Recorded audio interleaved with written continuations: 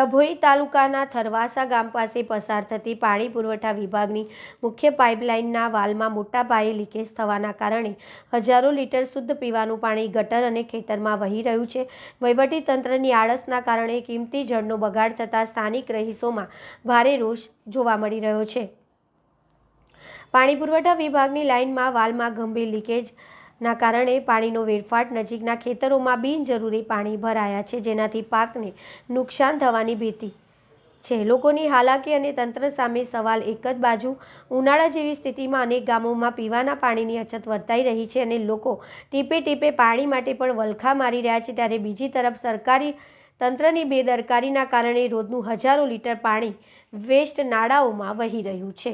ગ્રામજનો આક્ષેપ છે કે આ બાબતે વારંવાર રજૂઆત કરવા છતાં પાણી પુરવઠા વિભાગના અધિકારીઓ ઘોર નિંદ્રામાં હોય તેમ જણાય છે। જો આ વાલ્વનું તાત્કાલિક રિપેરિંગ કરવામાં આવે તો વેડફાતું હજારો લીટર પાણી બચાવી શકાય અને જરૂરિયાતમંદ વિસ્તારો સુધી પહોંચાડી શકાય। સ્થાનિક નાગરિકો ઉચ્ચ કક્ષાએ રજૂઆતની માંગ।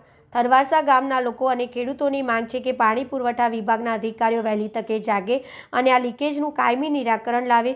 જો આગામી દિવસોમાં રિપેરિંગ કામ હાથ ધરવામાં નહીં આવે તો ઉગ્ર આંદોલનની પણ શક્યતા સેવાઈ રહી છે।